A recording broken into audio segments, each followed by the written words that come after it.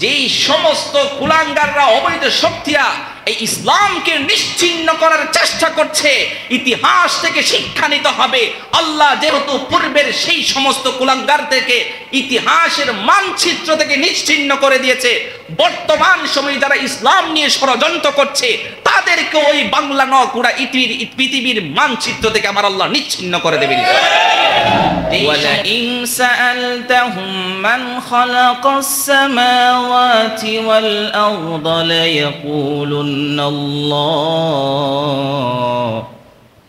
আমার আল্লাহ তার হাবিবকে জিজ্ঞেস করেছেন, ও আমার হাবিব, যে সমস্ত পৌত্তলিক মুশরিকরা আপনাকে অস্বীকার করছে, এক আল্লাহকে অস্বীকার করছে, আল্লাহর স্থানে অন্যান্য মূর্তিদের পূজা করছে, সেই সমস্ত মুশরিক পৌত্তলিকদেরকে যদি আপনি জিজ্ঞাসা করেন, মান খালাকাস সামাওয়াতি ওয়াল আরদ, এই আসমান এবং জমিন কে সৃষ্টি করেছে, যদি এমন প্রশ্ন আপনি তাদের দিকে ছুড়ে দেন, তারা অবশ্যই এই উত্তর দিবে, লা ইয়াকুলুন্নাল্লাহ, এই আসমান এবং জমিন অবশ্যই যিনি সৃষ্টি করেছেন তিনি হলেন আমার আল্লাহ। এই কথা আমার আল্লাহ সরাসরি কোরআনের মধ্যে বলে দিয়েছেন। মুশরিক অমুসলিম বিভিন্ন ধর্মাবলম্বী যারা আছে তারা এটা নিজেরাও স্বীকার করে যে এই আসমান এবং জমিন যিনি সৃষ্টি করেছেন তিনি হলেন আল্লাহ। এজন্য আমার আল্লাহ সুবহানাহু ওয়া তাআলা অপর আয়াতের মধ্যে বলেন, ইন্নানি আনাল্লাহু লা ইলাহা ইল্লা আনা ফা'বুদনি ওয়া আকিমিস সালাতা লিযিকরি। আমার আল্লাহ সুবহানাহু ওয়া তাআলা এই আয়াতের মধ্য দিয়ে নিজের পরিচয় দিচ্ছে। তোমরা যে সমস্ত মূর্তিদের পূজা করো, যেই সমস্ত মূর্তি দেব দেবতাদেরকে আমি আল্লাহর সমকক্ষ মনে করো, তোমরা শুনে রাখো, ইন্নানি আনাল্লাহ, এই আসমান এবং জমিন, নবমণ্ডল এবং ভূমণ্ডলের মধ্যে যদি কোনো এক সত্তা থাকে তাকে তিনি হলেন কে? লা ইলাহা ইল্লা আনা ফা'বুদনি, আমি আল্লাহ ছাড়া এই পৃথিবীতে কোনো ইলাহ নাই, কোনো উপাস্য নাই। ফা'বুদনি, সুতরাং তোমরা আমি আল্লাহর ইবাদত করো। ওয়া আকিমিস সালাতা লিযিকরি, এবং আমি আল্লাহর স্মরণের জন্য তোমরা নামাজ কায়েম করো। তুমি যদি নামাজ কায়েম করো তাহলে বোঝা যাবে তুমি একমাত্র আল্লাহর ইবাদত করছো। নামাজের টাইমে যদি তুমি বাসার মধ্যে ঘুমাও, চাকরির মধ্যে বসে থাকো, দোকানের মধ্যে যদি ব্যবসা রান করো, এটা দ্বারা এটা প্রমাণিত হয় না যে তুমি আল্লাহর ইবাদত করছো। এজন্য আমার আল্লাহ শিখিয়ে দিচ্ছেন, তুমি যদি প্রকৃতপক্ষে একমাত্র আশিকে আল্লাহ হতে চাও তাহলে তোমার সেটা প্রমাণিত হবে তোমার নামাজের মাধ্যমে। এজন্য আমার আল্লাহ সুবহানাহু ওয়া তাআলা বললেন, যেই সমস্ত মুশরিক পৌত্তলিকরা আমি আল্লাহকে এক হিসাবে মানছে না, সেই সমস্ত পৌত্তলিকদের কাছে যদি আপনি জিজ্ঞাসা করেন এই আসমান এবং জমিনের মালিককে, তারা অবশ্যই বলবে আল্লাহ। কিন্তু তাদের সমস্যা কোথায়? তারা আল্লাহর সমকক্ষ দেব দেবতা বিভিন্ন মূর্তি পূজা করার ফলে তারা চিরস্থায়ীভাবে জাহান্নামে যাবে। কারণ মূর্তি সম্পর্কে তো আপনারা জানেন, নূহ আলাইহিস সালাতু ওয়াস সালামের যুগ থেকে মূর্তির আবির্ভাব হয়েছে, শিরকের আবির্ভাব হয়েছে। আমার আল্লাহ সুবহানাহু ওয়া তাআলা মূর্তিরা ও মূর্তি পূজার অপর্যাপ্ততা সম্পর্কে বলেন, ওয়া ক্বালু লা তাযারুন্না আলিহাতাকুম ওয়া লা তাযারুন্না ওয়াদ্দান ওয়া লা সুওয়া ওয়া লা ইয়াগুস ওয়া ইয়াউক ওয়া নাসরা। আমার আল্লাহ সুবহানাহু ওয়া তাআলা এখানে 5টা মুক্তির নাম বলে দিয়েছেন, যে মুক্তিগুলাকে নূহ আলাইহিস সালাতু ওয়াস সালামের যুগে 5 জন বড় বড় আল্লাহ ওয়ালা ছিলেন। শয়তান নূহ আলাইহিস সালাতু ওয়াস সালামের অনুসারীদেরকে বিপদগামী করে এই 5 জন আল্লাহ ওয়ালা ব্যক্তি যখন মৃত্যুবরণ করে তাদের স্মরণের জন্য 5টা মূর্তি বানানো হয়। কয়টা মূর্তি? 5টা মূর্তি বানানো হয়।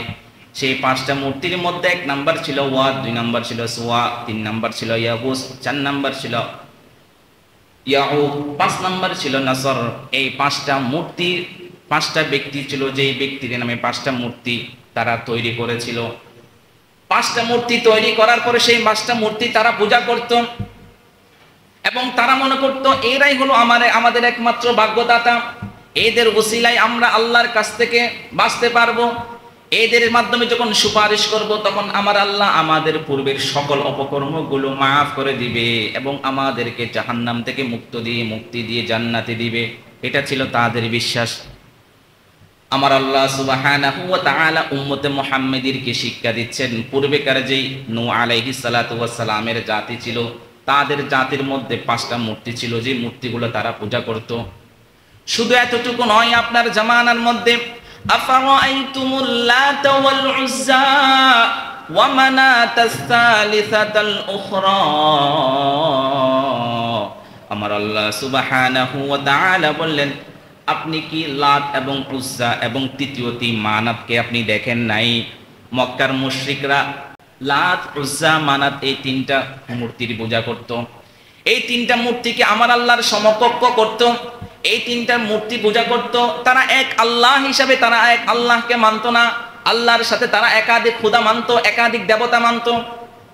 আমার আল্লাহ সুবহানাহু ওয়া তাআলা পূর্বেকার উম্মত এবং মক্কার কুরাইশরা কোন কোন মূর্তিগুলা পূজা করত সেই মূর্তির নামগুলো কোরআনের মধ্যে উল্লেখ করেছেন।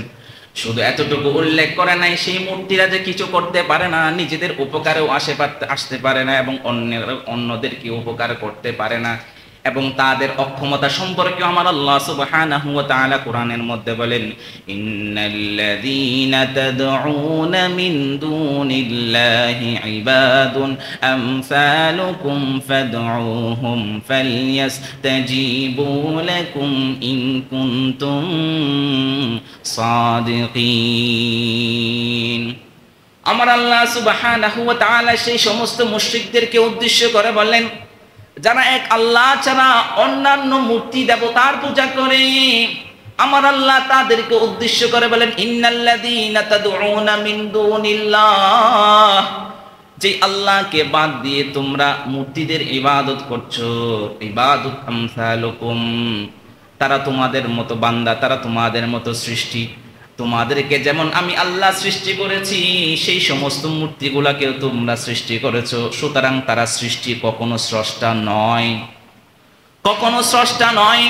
ফাদউহুম ফালইস্তাজীবু লাকুম ইন কুনতুম সাদিকিন, তোমরা যদি তোমাদের অবস্থানে যদি সত্যবাদী হয়ে থাকো, তাহলে তোমরা যে সমস্ত মূর্তিগুলার পূজা করো তাদেরকে ডাকো, দেখি তারা তোমার ডাকে সাড়া দেয় কিনা। আমার আল্লাহ সুবহানাহু ওয়া তাআলা প্রত্যেকটা বিষয় সুন্দরভাবে সুস্পষ্টভাবে বর্ণনা করে দেওয়ার পরও যেই সমস্ত অমুসলিম পৌত্তলিক মুশরিকরা নিজের অবস্থান থেকে সরে আসবে না, আমার আল্লাহ সুবহানাহু ওয়া তাআলা বললেন, খালিদিনা ফিহা আবাদা, আমি সেই সমস্ত মুত্তলিক ও মুসলিমদেরকে জাহান্নামের মধ্যে চিরস্থায়ীভাবে রাখবো। আমার আল্লাহ অপর আয়াতের মধ্যে বলেন, যেই সমস্ত দেবতা, যেই সমস্ত মূর্তিগুলো তোমরা পূজা করো, সেই সমস্ত মূর্তিগুলো কিছুই না, না তারা কানে শুনতে পারে না, কথা বলতে পারে না, তারা হাঁটতে পারে না, তোমার উপকার করতে পারে না, নিজের উপকার করতে পারে।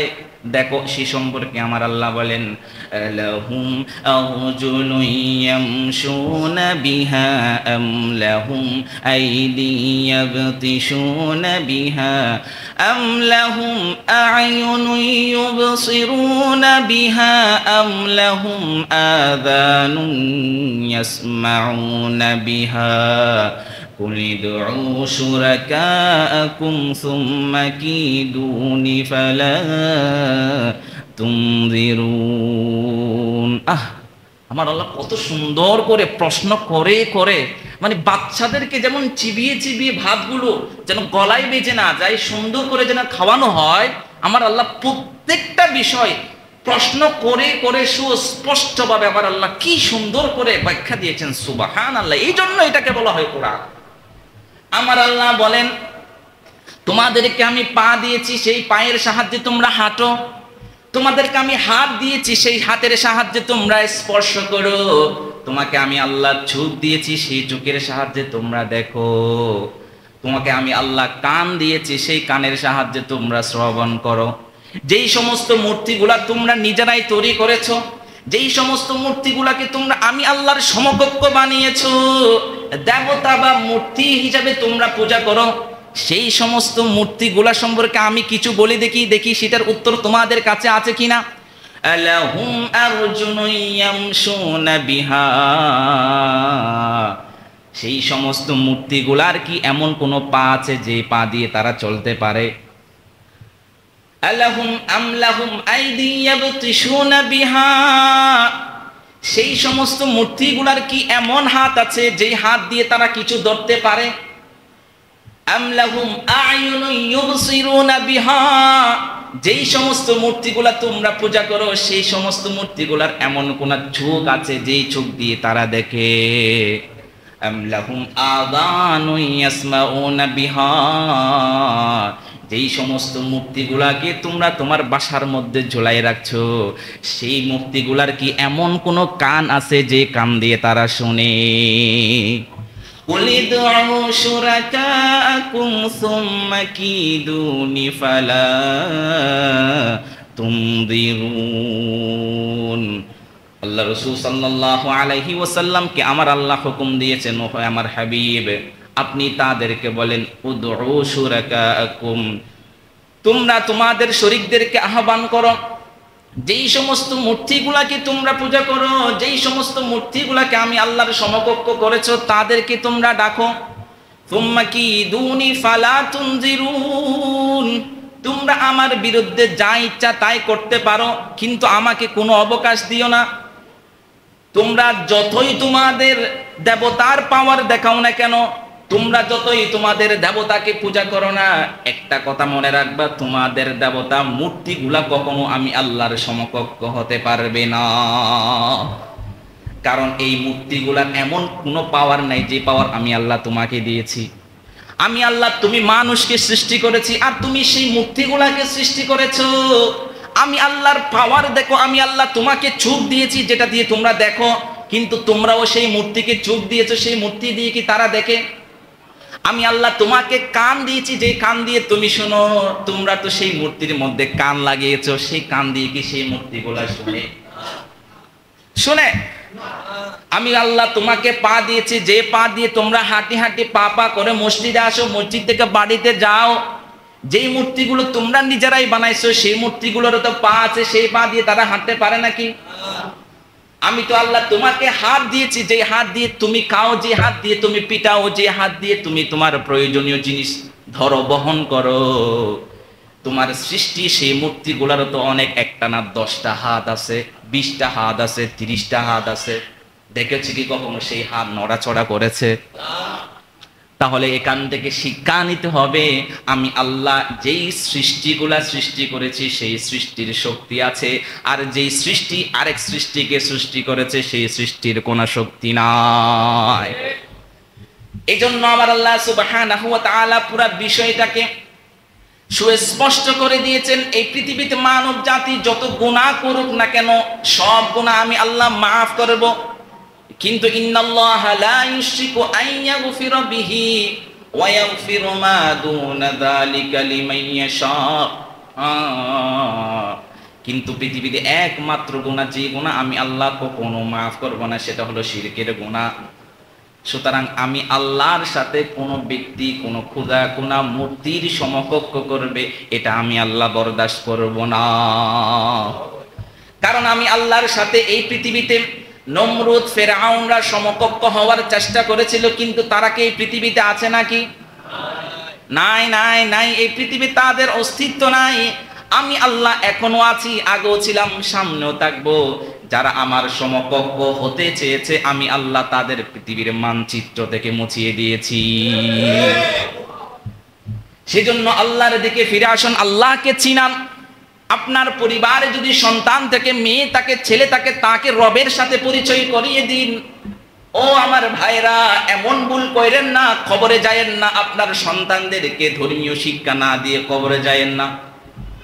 তাহলে এমন হবে আপনার সন্তান শুধু আপনার দেখা সেদিন পাবে যেদিন আপনাকে মাটি দিবে, এরপরে আপনার সন্তানকে আপনি আর দেখা পাবেন না। কবরের ভিতর দিকে আপনি তাকাই থাকবেন, কখন আমার সন্তান আমার শানে একবার সূরা ফাতিহা পড়বে, 3 বার সূরা ইখলাস পড়বে। না না, আশা করিয়েন না, কারণ আপনি আপনার সন্তানকে ইংলিশ মিডিয়াম স্কুলে পড়াই একজন ডাক্তার ইঞ্জিনিয়ার বানিয়েছেন, কিন্তু কোরআনের ছোট্ট থেকে ছোট্ট সূরা কাউসারটা আপনার সন্তানকে আপনি শিখান নাই। তাহলে আপনি কিভাবে আশা করেন আপনার সন্তান আপনার কবরে এসে সূরা ফাতিহা পড়বে? কারণ আপনার সন্তান তো সূরা জানে না। আমরা সকলে তো জানি কিছুদিন আগে ঢাকার মধ্যে একটা ঘটনা ঘটেছে। এক গুলশানের মধ্যে এক প্রসিদ্ধ ব্যক্তির জানাজা হবে একটু পরে।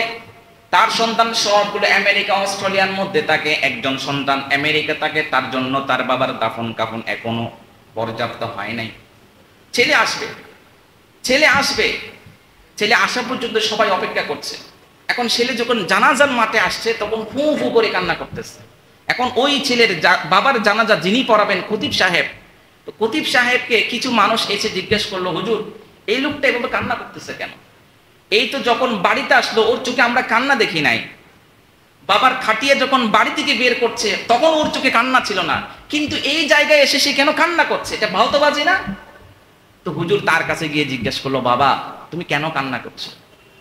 তখন সেই ছেলে বলল, বাবা হুজুর আমি এই জন্য কান্না করছি না যে আমার বাবার মৃত্যু হয়েছে, আমি এই জন্যই কান্না করতেছি যে আমার বাবা আমাকে একজন ইংরেজি শিক্ষায় শিক্ষিত করলো, উচ্চ শিক্ষায় শিক্ষিত করে ডক্টরেট দিয়ে আপনি আমার বাবা আমাকে দেশের মাটি ছেড়ে বিদেশের মাটিতে পড়ালো। সেখানে আমার সহায় সম্পদ সব কিছু আছে, চাকরি আছে, বাড়ি আছে, বউ আছে, স্ত্রী আছে, সব কিছু আছে, কিন্তু আমার বাবা আমাকে একটা জিনিস শিক্ষা দিতে বলে গিয়েছে। সেই শিক্ষাটা হলো জানাজার মাঠে যখন আমি দাঁড়াবো সেই জানাজার নামাজটা কিভাবে পড়াবে সেটা আমার বাবা। ও আমার যুবক ভাইরা, এত আধুনিকতা, টাকার পিছনে ঘুরছেন, ফ্ল্যাটের পিছনে ঘুরছেন, সম্পত্তির পিছনে ঘুরছেন। এই সম্পত্তি আপনার কোনো কাজে আসবে না, এই সম্পত্তি আপনার কোনো কাজে আসবে না, এই ফ্ল্যাট আপনার কোনো কাজে আসবে না। আপনি একটু মরে দেখেন না, আপনি মরার পর আপনার ছেলে মেয়েরা মারামারি দিবে সন্তান সম্পত্তি ভাগাভাগি করে। করোনা ভাইরাসের সেই সময়টা তো আমরা দেখেছি, একজন বাবার প্রতি তার সন্তানের ভালোবাসা মায়া কতটুকু, একজন স্বামীর প্রতি তার স্ত্রীর মায়া কতটুকু। যেই স্ত্রী তার স্বামীকে ছাড়া ঘুমাইতে পারে না, যেই সন্তান তার বাবা না আসলে ভাত খায় না, সেই স্বামী যখন করোনায় আক্রান্ত হয়ে যখন মারা যায়, ওই স্ত্রী তার স্বামীকে আর ওই ঘরে রাখতে রাজি না। যে স্বামীর সাথে সারা রাত বছরের পর বছর সংসার করেছে যেই বিছনায়, সেই বিছনায় মৃত্যুর পর ওই স্বামীর জায়গায় হয় নাই, ওই স্বামীর জায়গায় হয়েছে তার বাড়ির নিচের উঠানে। এখান থেকে তো আমাদের শিক্ষা নিতে হবে। কাদের জন্য আমরা করছি, কাদের পিছনে আমরা সময় দিচ্ছি? যে সন্তান, যে স্ত্রী বলে বলে নিজের জীবন যৌবন সবকিছু ছেড়ে দিচ্ছি, একটা সময় সেই স্ত্রী সেই সন্তান আমাকে বলে যাবে। সন্তানগুলোকে এমনভাবে তৈরি করেন যেন আপনার মৃত্যুর পর আপনার সন্তান অন্তত প্রতিদিন এক পারা করে কোরআন শরীফ পড়ে আপনার কবরের মধ্যে ইসালে সওয়াব পাঠাবে। বর্তমান সময়ে হাফেজদেরকে তো আমরা নগণ্যভাবে দেখি। মাদ্রাসায় পড়লে এর কোনো শিক্ষাই মনে করি না, মাদ্রাসায় পড়লে তো কিছু হবে না, ওই বড় হয়ে এমনি মসজিদে মুয়াজ্জিনি করবে, ওই তো 1000-2000 টাকা দিয়ে কি শুনি করে বেড়াবে। প্রস্তাব পাঠাইছে ছেলে কি করে, হুজুর নুরানি মাদ্রাসা চাকরি করে, এমনি হাফেজ হয়েছে, আলেম হয়েছে, আরে এর সাথে হবে না, আমার মেয়েকে তো বিয়ে দেবে, সরকারি চাকরি লাগবে। কি লাগবে? সরকারি চাকরি লাগবে। এখন সরকারি চাকরি যখন নড়বড় হয়, সেই সরকারি চাকরিটার শক্ত করার জন্য 15 লাখ টাকা ঘুষ লাগবে। এই 15 লাখ টাকা দিবে কে? মেয়ের বাবা দেবে। কে দিবে? এবং মেয়ের বাবা থেকে আদায় করবে কিভাবে? ছেলের চাকরি যদি স্থায়ী হয়, এতে করে আপনার মেয়ের সুখ, কারণ চাকরি করে টাকাগুলো তো আপনার মেয়েকেই খাওয়াবে। এসি দেন, এসির বাতাসটা আপনার মেয়ে খাবে। ফ্রিজ দেন, ফ্রিজ তো আপনার মেয়ে ব্যবহার করবে। গাড়ি দেন, সেই গাড়ি তো আপনার মেয়ে চড়বে। নাউযুবিল্লাহি মিন যালিক। এগুলো হচ্ছে আমাদের সমাজের মধ্যে আপনার যৌতুক নেওয়ার সিস্টেম। এই সিস্টেমগুলো আমরাই তৈরি করে দিচ্ছি, এগুলো মেয়ের বাবাইরাই তৈরি করেছে, ছেলের বাবারা করে নাই। অমুক ব্যক্তি সে ফুল সেট ফার্নিচার দিয়েছে, আমি কেন দিব? মানুষ বলবে তাই, মানুষ বলবে তাই। এই মানুষগুলো বলেছে, এই মানুষ কি আপনাকে কবরের পিঠা থেকে আপনাকে বাঁচাইতে পারবে? এই মানুষগুলো, আপনার সমাজ কি কবরের সেই আযাব থেকে আপনার সমাজ আপনাকে বাঁচাইতে পারবে? তাহলে এমন অপসংস্কৃতিমূলক বিষয়গুলো আপনারা এনে কেন বিবাহটাকে আপনাকে কঠিন করে দিয়েছেন? অবাক লাগে যখন বিয়ে পড়ায়, আমার নিজেরই খারাপ লাগে। ছেলের কাবিন কত 20 লাখ টাকা, উসুল কত 1 লাখ টাকা। লজ্জা লাগে, লজ্জা লাগে। ছেলের চাকরি বেতন কত আপনার 30,000 টাকা, তো 20 লাখ টাকা আপনি কেমনে দেন? এগুলা পুষাবেন কিভাবে? শুধু চাকরি করে করে পুষাবো? তা আপনি যে আজকে বিবাহ করেছেন, কালকে যে আপনি বাঁচবেন এটার কোনো গ্যারান্টি আছে? তা আপনি এই 20 লাখ টাকার এত বিশাল একটা ঘাড়ের বোঝা আপনি আপনার মাথায় নিচ্ছেন, এগুলো সুদ করবে কি? আপনার বাবা না, আপনার ভাই কখনো না। এগুলো আপনার বাবা ভাই কখনো সুদ করবে না, এগুলো আপনার ঘাড়ের উপর এসে আপনাকেই সুদ করতে হবে। সুতরাং বিয়ের আগে প্রস্তুত হতে হবে, প্রতিবাদী হতে হবে। হক জায়গায় প্রতিবাদ করলে বাবার সাথে কখনো বিয়াদবি হয় না, সমাজের সাথে কখনো বিয়াদবি হয় না। হকের জায়গায় কখনো কম্প্রোমাইজ নাই। হকের জায়গায় সব সময় সীসা ডালা প্রাচীরের নিয়ে শক্ত হাতে দমন করতে হবে। আমার বিয়ে আমি করব, আমার যোগ্যতা আছে 1 লক্ষ টাকা, আমি 1 লক্ষ টাকাই দিব। যদি কারো সাধ্য থাকে 1 লক্ষ টাকার বিনিময়ে তার মেয়ে দিবে, বিয়ে করবার না হলে বিয়ে করবো না, ব্যাস। অবস্থান শক্ত করতে হবে। এই অবস্থান শক্ত না হওয়ার মূল কারণ হলো আমরা রবকে চিনি নাই, আমরা রবকে চিনি নাই। হিন্দুয়ানি সংস্কৃতি সবগুলো আমরা নিই। আমরা নিজেদেরকে মুসলমান দাবি করি, 5 ওয়াক্ত নামাজ পড়ি, আমরা মুখ দিয়ে বড় বড় কথা বলি, কিন্তু যখন আমি আমার মেয়ে বিবাহ দিই, মেহেদি অনুষ্ঠানে ডিজে পার্টি করি না। আপনার এই ডিজে পার্টির কারণে আপনার পাশের ঘরের লোক মানুষ ঘুমাইতে পারে না। ওই ঘরের মধ্যে তো ছোট বাচ্চা আছে, ওই ঘরের মধ্যে তো মুরব্বী আছে যারা অসুস্থ। আপনার এই ডিজে পার্টির কারণে ওই মুরব্বীরা ঘুমাইতে পারতেছে না, এটার বদদুয়া আপনার মেয়ের দিকে যাচ্ছে না? আপনি কিভাবে আশা করেন এত বদদুয়া নিয়ে, এত অভিশাপ নিয়ে আপনার মেয়ে দাম্পত্য জীবন সুখের হবে? হুজুর আপনার বিবাহ পড়ায়, হুজুরকে দেওয়ার মতো 2000 টাকা নাই, আর আপনি এই এঙ্গেজমেন্ট বলেন ডিজে পার্টির জন্য লাখ লাখ টাকা খরচ করতে পারেন। তাহলে যেখানে খরচ করার কথা সেখানে না করে আমরা এমন জায়গায় খরচ করি যেই জায়গার খরচ করলে গুনাহ ছাড়া আর কিছু নাই। সেজন্য যাদের ঘরে উপযুক্ত মেয়ে আছে, যৌতুক দেওয়া বন্ধ। আপনি আপনার নিজের অবস্থান থেকে আপনি আগে সুচ্চার হন। আপনি যখন একজন দাঁড়িয়ে যাবেন, তখন আপনার আশপাশে এই দেখা থেকে মানুষ যৌতুক নেওয়া বন্ধ করে দেবে। এবং আপনার এই অবস্থানের কারণে যত ব্যক্তিরা যৌতুকহীন বিবাহ করবে, তাদের যে সওয়াব, প্রত্যেকটা সওয়াব আল্লাহ আপনার আমলনামায় দেবেন। ভালো কাজ করি, ভালো কাজ করি, এগুলো বললে তো খারাপ লাগে। সেই জন্য আমরা ধর্মীয় শিক্ষা দিতে হবে।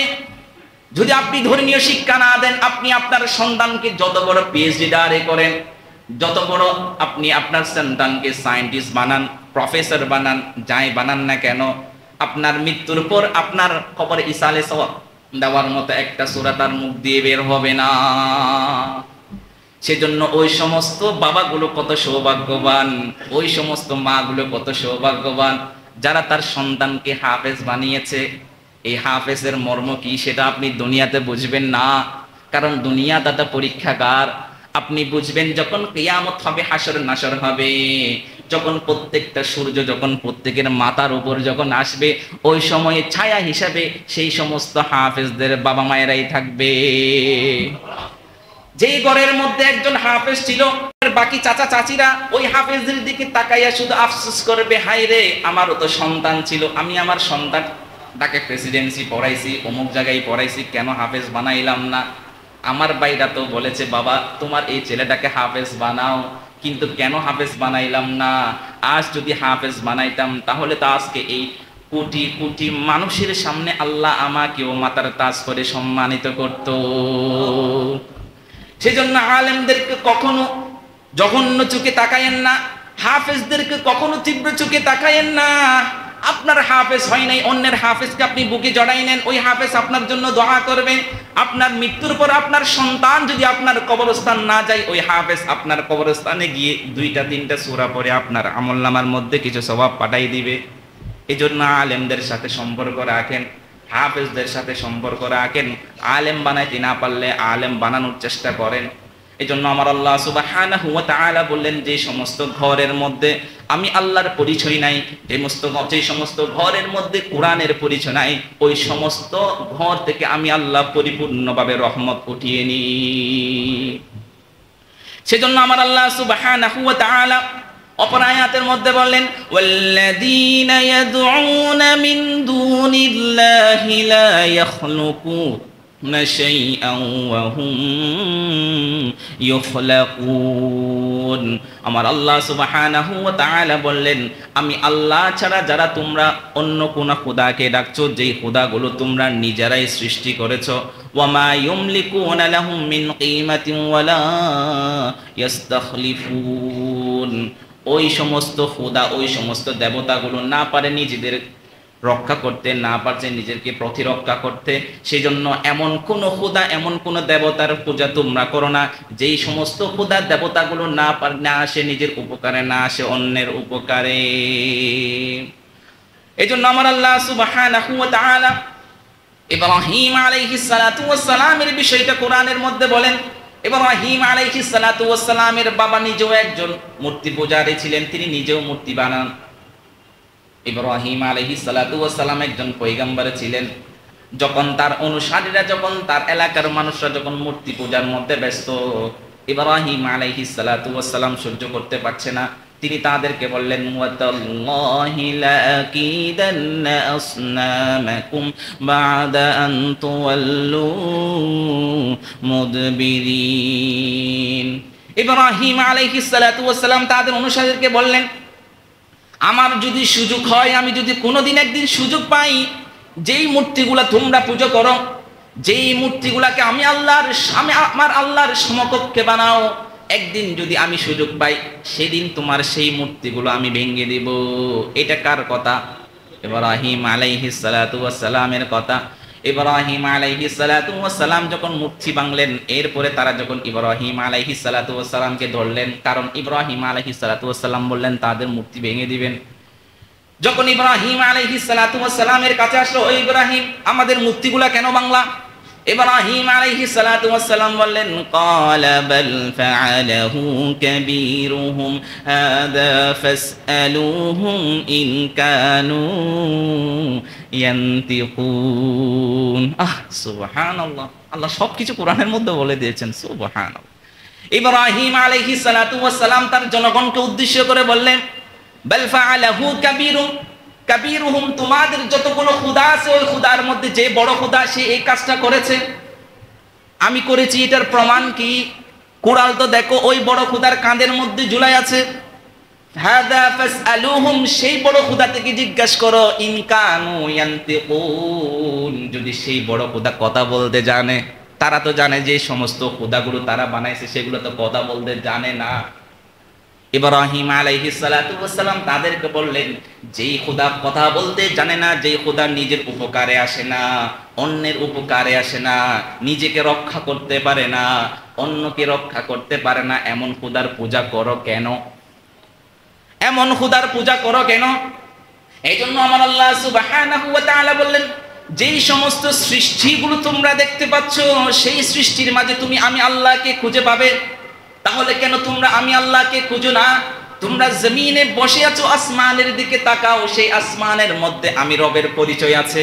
আল্লাহ সুবহানাহু ওয়া তাআলা বললেন, আল্লাযী খালাকা সাবআ সামাওয়াতিন তিবাকা মা তারা ফি খালকির রাহমানি মিন তাফাউত ফারজি'ল বাসারা হাল তারা মিন ফুতুর। আমার আল্লাহ সুবহানাহু ওয়া তাআলা বললেন, যে জমিনের মধ্যে তোমরা বসে আছো, সেই জমিন থেকে আসমানের দিকে তাকাও, এই আসমানের দিকে তাকাও, দেখো কেউ সেই আসমানের আশপাশে কোনো ফাটল দেখতে পাও কিনা? কে বলেছে? আমার আল্লাহ বলেছেন, ফারজি'ল বাসারা হাল তারা মিন ফুতুর। শুধু একবার না, আবার তাকাও, একবার না দ্বিতীয়বার তাকাও, দেখো সেই আসমানের কোন জায়গার মধ্যে কোনো ফাটল তোমরা দেখতে পাও কিনা। আমার আল্লাহ অপর আয়াতের মধ্যে বলেন, هل ترى من فطور ثم ارجع البصر كرتين ينقلب إليك البصر خاسئا وهو خسير আমার আল্লাহ সুবহানাহু ওয়া তাআলা বললেন তোমরা আবার এই আসমানের দিকে ফিরে তাকাও, দেখো সেখানে কোনো ফাটল দেখতে পাও কিনা। আমার আল্লাহ পরবর্তী বলেন না না, আমার এই আসমানের কোনো জায়গার মধ্যে, এই আকাশের কোনো জায়গার মধ্যে কোনো ফাটল নাই। কাররাতাইনি ইয়ানকালিবু ইলাইকাল বাসারু খাসিআন ওয়া হুয়া খাসীর। তোমরা যতবার তাকাবে, একবার না দুইবার না, যতবার তাকাও না কেন, তখন তোমরা পরাজিত এবং ক্লান্ত অবস্থায় ফিরে আসবে।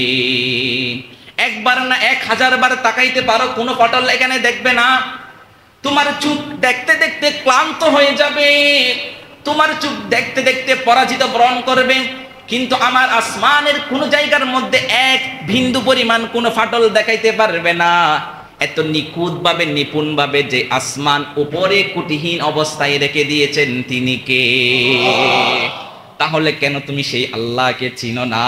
যেই জমিনের মধ্যে বসে আছো, সেই জমিন থেকে আসমানের দিকে তাকালে যে আসমান কুটিহীন, এই মসজিদ 3 তলায় 3 তলা করতে চারিদিকে কোটি লাগছে কি লাগে নাই? কিন্তু যে আল্লাহ তিনি সদ সর্বশক্তিমান, যিনি কুটিহীন, এই 7 আসমান তিনি আসমানের মধ্যে নিপুণভাবে সাজিয়ে রেখেছে।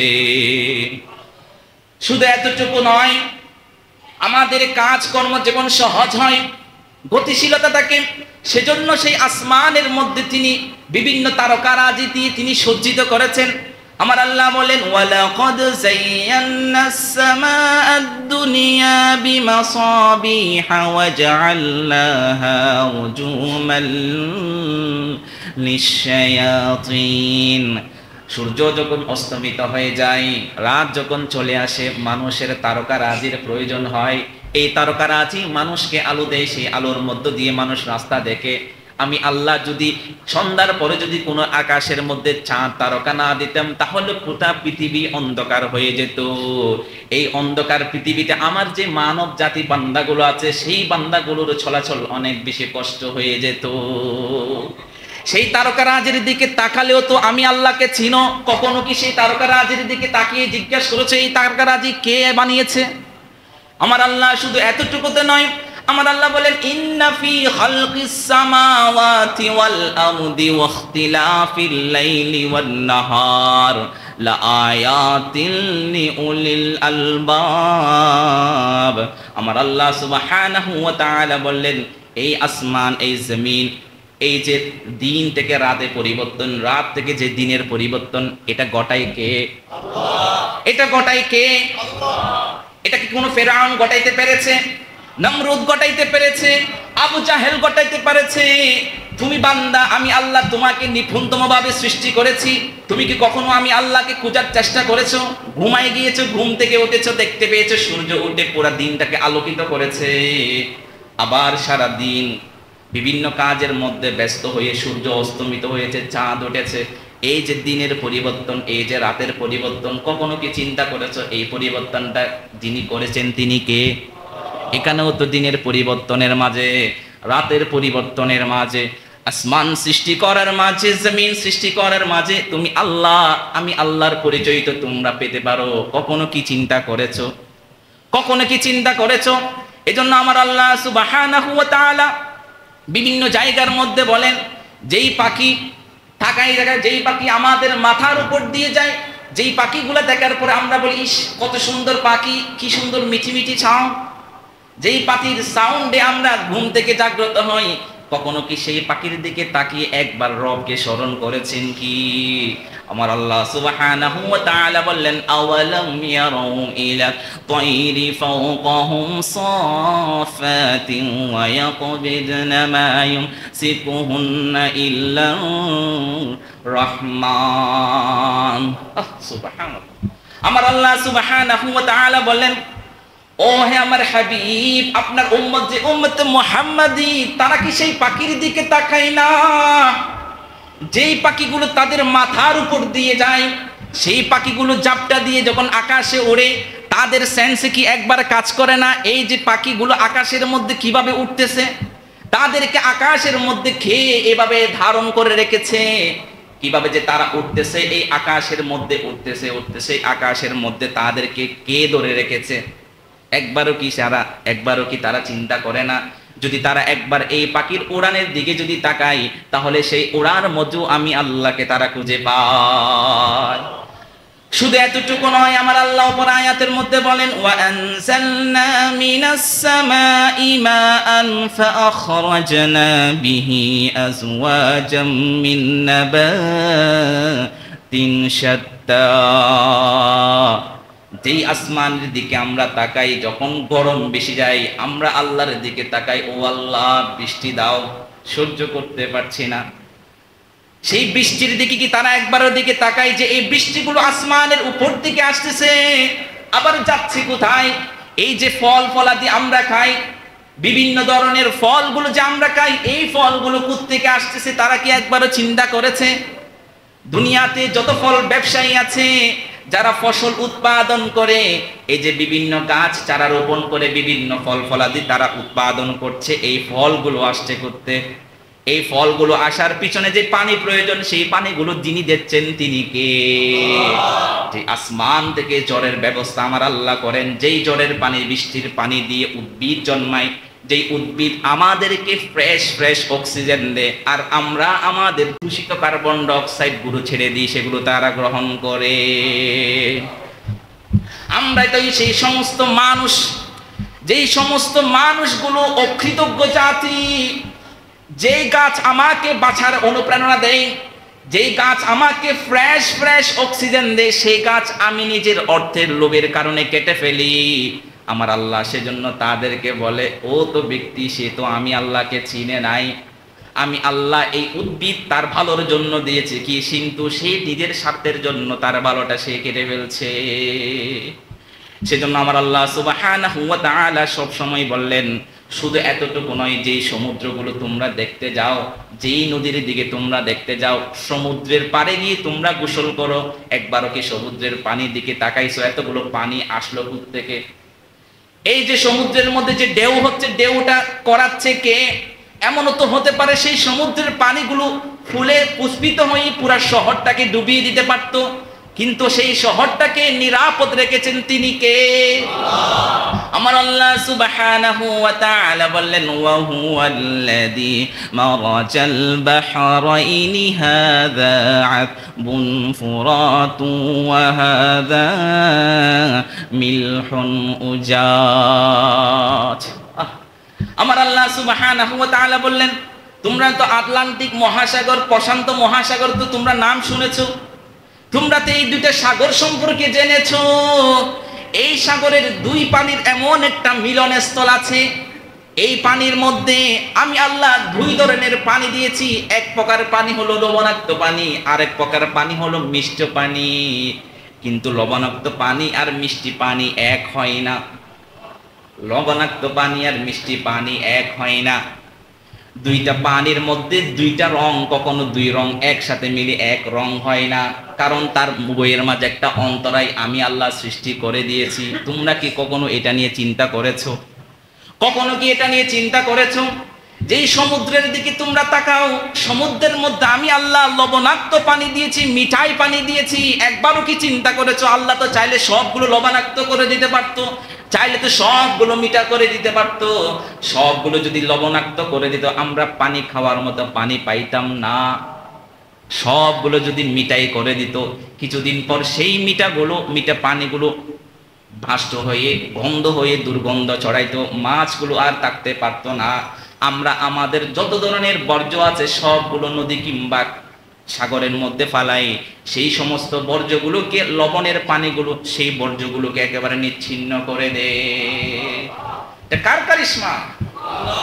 এত কিছু বলার পর আমার আল্লাহ বলেন, তুমি শয়নে স্বপনে যেদিকেই তাকো না কেন, শুধু চোখ বন্ধ করবা, একবার চিন্তা করবা আমি আল্লাহ তোমার চোখের সামনে হাজির।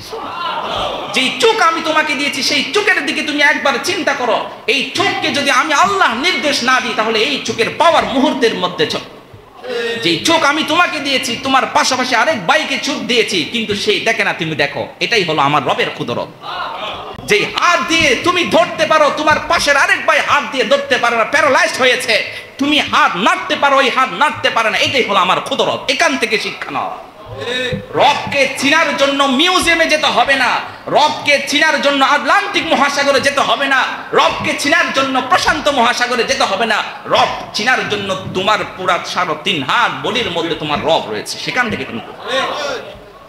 সেজন্য বর্তমান সময়ে যেই সমস্ত কুলাঙ্গাররা, অবৈধ শক্তিরা এই ইসলামকে নিশ্চিহ্ন করার চেষ্টা করছে, ইতিহাস থেকে শিক্ষা নিতে হবে। আল্লাহ যেহেতু পূর্বের সেই সমস্ত কুলাঙ্গার থেকে, ইতিহাসের মানচিত্র থেকে নিশ্চিহ্ন করে দিয়েছে, বর্তমান সময়ে যারা ইসলাম নিয়ে ষড়যন্ত্র করছে তাদেরকে ওই বাংলা নকুড়া পৃথিবীর মানচিত্র থেকে আমার আল্লাহ নিশ্চিহ্ন করে দেবেন। এই সমস্ত ইসকনরা যারা আজ মুসলমানদের মেয়েদেরকে ধর্ষণ করছে, ইমামদেরকে, খতিবদেরকে তুলে নিয়ে বারবার যে নির্যাতন করছে, বিভিন্ন ধরনের মেসেজ দিচ্ছে, যদি বাংলাদেশের সরকার এই সন্ত্রাসী ইসকনকে যদি নিষিদ্ধ না করে, একটা সময় আসবে তারা বাংলাদেশের মানচিত্রকে বিপন্ন করে ছাড়বে। সুতরাং আমাদের প্রত্যেকটা অবস্থানে আমাদেরকে সোচ্চার হতে হবে। আমরা যদি সোচ্চার না হই, এমন হতে পারে আমার ঘরের বোন একদিন ধর্ষণের শিকার হবে। আল্লাহ সুবহানাহু ওয়া তাআলা আমাদের সকলকে সকল ইসলামিক দলের মাঝে ঐক্য গঠন করে সমস্ত ভেদাভেদ ভুলে গিয়ে এক কাতারের মধ্যে থেকে একটা ইসলামের রাষ্ট্র গঠন করার তৌফিক দান করুন।